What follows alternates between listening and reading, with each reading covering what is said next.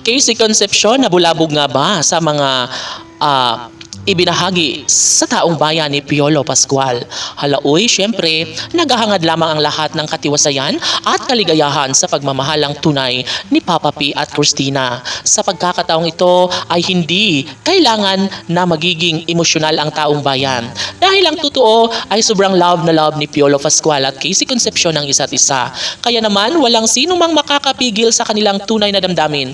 Walang sino mang makapaghihiwalay kung anuman ang kanilang nasimulang pagmamahal. Siyempre, si Christina ay nabubulabog lamang dahil nga hindi niya alam kung ano nga ba ang dapat, kung ano nga ba ang kanyang susundin para mabigyang katuparan ang lahat. Hindi ito ang pagkakataon na kanyang hinihintay. Maging sa kanilang pagpapakasal ay hangad ito ng actress at sanay sa tulong ng kanilang milyon-milyon na mga tagahanga ay magkaroon na ng kasagutan ng lahat.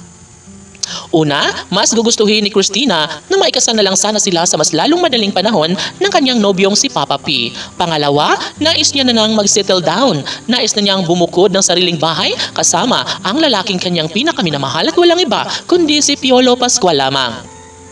Sa puntong ito ay hindi nahahayaan pa ni Piolo Pascual na mawalang saysay ang lahat sa kanilang pagmamahalan. Hangad ng aktor na sanay, si Christina na nga ang kanyang one and only love na makasama hanggang sa pagtanda.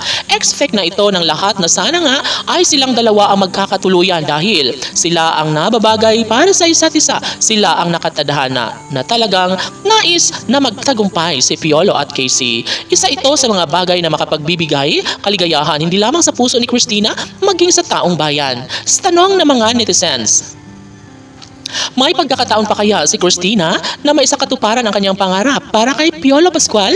Pangalawang tanong, magkaroon nga kaya ng supling si Piolo at Casey gayong sobrang gulo pa rin ang kanilang relasyon? Ay, hindi natin alam kung ano nga ba ang magiging kahahantungan sa kanilang pagmamahalan. Kahit sino ay walang makapagpipigil pa sa kanilang tunay na damdamin.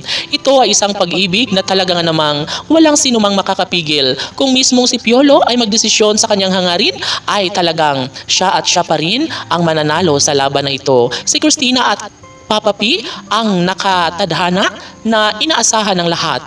Natural, walang sino mang pupwedeng makakapigil pa sa kung anuman ang kanilang tunay na hangarin na makapagpapaligaya sa lahat. Si Piolo at Casey ay hindi papayag na basta na lang na mawala ang kinang ng kanilang relasyon, na basta na lang walang bahala ang mga pagkakataong magbibigay kaligayahan sa puso't isipan ng dalawang magkarelasyong si Papa P at Christina. KCPG Fanatics, laban!